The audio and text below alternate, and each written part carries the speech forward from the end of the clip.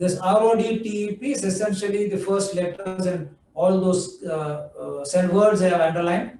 Remission of duties and taxes on exported products. So whatever duties and taxes are there on the exported products, they are to be remitted. So they have to be given back.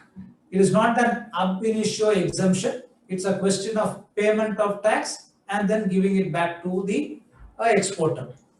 So this scheme is to replace the MEIS scheme. It is to reimburse the taxes and duties incurred by the exporter. But the most crucial is this, which are not eligible for exemption or reimbursement under any other existing schemes. So on the day the RoDTEP is launched, we'll have to look at what schemes are there, are going to be there, and then what are the taxes or duties that were eligible under those schemes. And if that is not going, the schemes are not going to be there, then they may not be eligible for an exemption or reimbursement. So therefore, they need to be part of the taxes and duties that will be incurred by the exporter. And in addition to this, you also need to identify the taxes which are embedded, which are not eligible for exemption.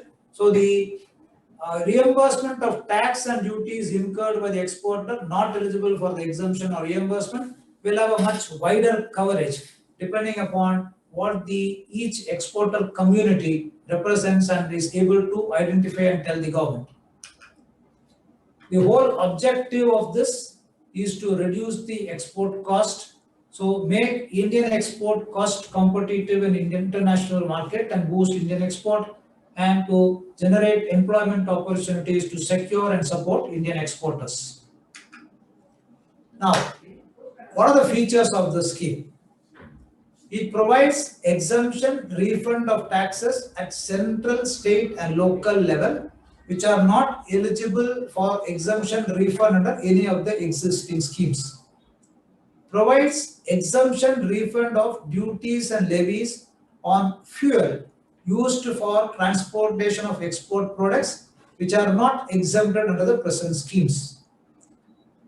Introduction of an electronic credit ledger in the customs system to enable digital refund of exporters of duties and taxes levied on at the central, state and local level. This rebate will be calculated as a percentage of the freight on board value of the export, expected to come into force with effect from January 2021. So we'll have to look at what the scheme broadly contemplates. All the exemptions refunds will be of taxes which are not eligible for exemption under the existing schemes. Fuel is identified specifically as an item where the duties and levies have to be refunded. Now, and as being run the GST system, there will be there is a electronic credit ledger being introduced in the customs system to enable a digital refund of the exporters of the duties and taxes. The calculation will be as a percentage of the FOB value. Now, the structure and other details have to be reported by the RoDTEP committee. RoDTEP committee has been constituted and it is also directed to determine the ceiling rate under RoDTEP. And as a precursor to this RoDTEP, the budget of 2020 has inserted section 51B in the Customs Act, similar to what is our GST credit ledger.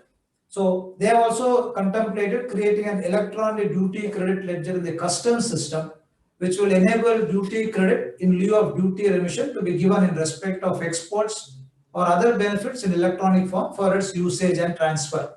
Maybe you can have this credit as part of the electronic credit ledger and use it for payment of other taxes. If you are not able to utilize it, maybe you will have to claim a refund. So they have made a provision in the Customs Act for the purpose as maybe as a precursor to the scheme.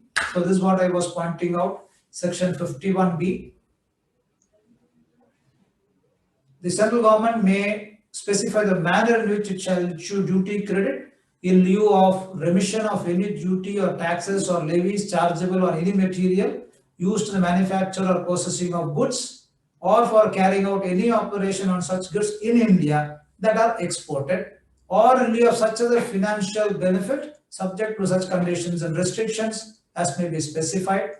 The duty credit shall be maintained in the customs automated system in the form of an electronic credit ledger of the person who is a recipient of such duty credit. It can be used by the person to whom it is issued or the person to whom it is transferred towards making payment of duties payable under this act or the Customs Act. So you can have this, the Customs Tariff Act, any IGST to be paid, you can use it. Basic customs duty to be paid, you can use it, or whatever be the other liabilities you have, you can use it for payment of taxes. So it is as if you pay the tax when you export, so it gets as part of the cost, and then your the duty that is there remitted forms part of the ledger, and then from the ledger you can utilize it for payment of tax.